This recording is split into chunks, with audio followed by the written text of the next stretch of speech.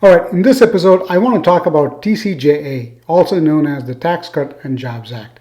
Why is it important? It's important because if Congress does nothing about it, the TCJA that was approved in 2017 during Trump's first term is going to expire end of 2025, and it's going to push us all into higher tax bracket starting next year. So one of the key promises that President Trump made to the American people during his campaign was he was not only going to extend the TCJA that was approved during his first term, he was also going to significantly enhance the tax code in order to eliminate taxes on certain sectors that we're going to get to shortly. So what does that mean? So if you look on the left-hand side, you will see the tax brackets for the various types, that is a single filers versus married filed jointly, for the different rates. So 10 through 37, that's what we have today. Now you will see a little bit of a difference between 2024 rates down here and 2025, although the percentages are the same. These numbers are adjusted for inflation every year. So that's going to happen regardless of what income tax bracket you're in. Before 2017, you see the table on the right. This was the tax rate that you had. You had the 10, 15, 25, 28, 33, 35, and the highest was 39.6, almost 40%. So the TCJA reduced that to 37%. And then there's also a significant reduction in the rates here. So you don't have a 22% here, you have a 25, but you have 22 here. After 22, there's 24. So you can see that there's a significant difference in how the tax rates are calculated and adjusted. However, there were some key provisions that were made during the approval of the first version of TCJA.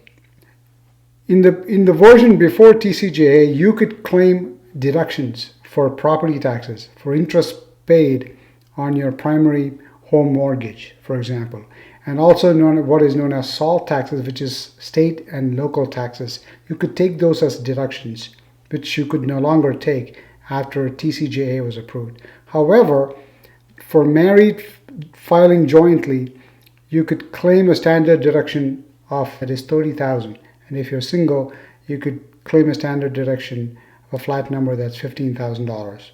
If you used to claim more deductions because your home mortgage was much higher and your property taxes were much higher, then you would lose some of that benefit that you would gain by a reduced tax rate. So in the new proposal, what is Trump planning on asking the Congress to approve? The first is, needless to say, the extension of the Tax Cut and Jobs Act indefinitely, which means he wants to make it permanent. And I have a very strong feeling that he is going to do it because it is number one in his agenda. If he gets nothing else done, this is one thing that he absolutely needs to get done. He has promised the American people who voted for him. So I'm almost certain this is a no-brainer. It is going to get done. However, there are a few other things that is subject to discussion in the Congress. What are they? First is he said that there will be no taxes on Social Security, which I have to applaud wholeheartedly. Because first of all, Social Security itself is funded through my taxes, the taxes that I pay through FICA. So why would you want to tax Social Security again when I have to take the money out of that during my retirement years? I've already paid taxes on it. That's money that I already paid tax on. Why are you taxing me again? So if he's able to pass that, that's a huge win. The second part of that is no tax on tips. So this is kind of debatable. However, I support that because even today, if somebody is paying cash for tips, that money is not going to be accounted for anyway, because nobody is going to report cash tips as wages that you received. So it's not recorded anywhere.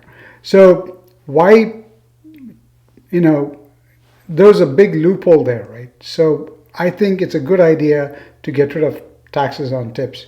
The next thing is he wants to bring back SALT. In other words, the state and local taxes should be made deductible. That is kind of what the Democrats want as well. However, this is a negotiating chip for Trump.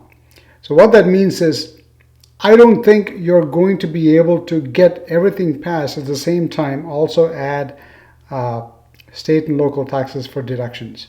That would have a significant impact on the federal revenue.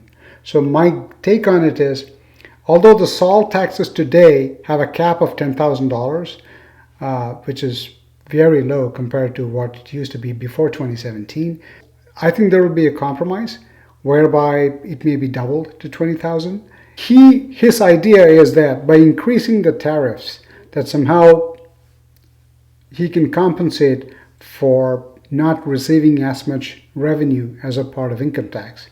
Now, it's debatable. I'm not going to argue one way or the other because I'm not an economist.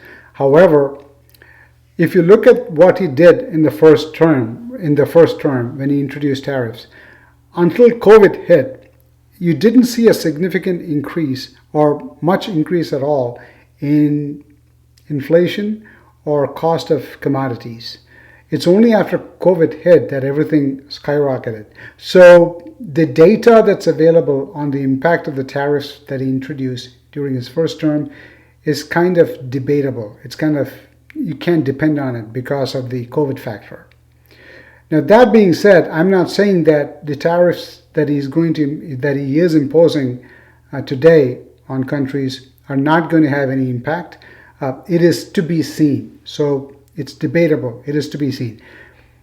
To me, there may be some impact. I don't expect radical changes, especially if the numbers that he's talking about, 10%, 25%.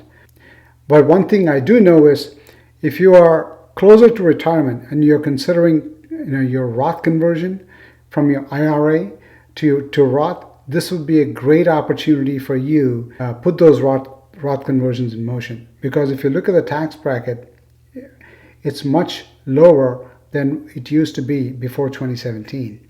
So if nothing is done, obviously you're going to go back to a much higher tax bracket and you're going to end up paying much more money during your Roth conversion. So I would say that this is a huge sale on Roth conversion that you have, and you should take advantage of it. The best time to do the Roth conversion is when you can control how much tax you need to pay during those conversions. Keep in mind that 401k converted to IRA after you retire from the job. Anything other than Roth IRA is you need to pay taxes based on these brackets that you see, because it's treated as income if you take money out of your IRAs. So might as well pay less money in taxes when you withdraw that you can control, as opposed to hitting RMD at the age of 75 and then the government forcing you to withdraw money out of IRA, which may very well push you into a much higher tax bracket than you had to be. So the best thing to do is convert them in a way, in a manner that puts you in the lowest tax bracket that's feasible for you. So anyway, I just wanted to cover these points in this video. We'll see what happens. The bill is, I think, with the Congress. Time will tell what happens. We will continue after the version 2 of this bill is passed. Until then, bye-bye.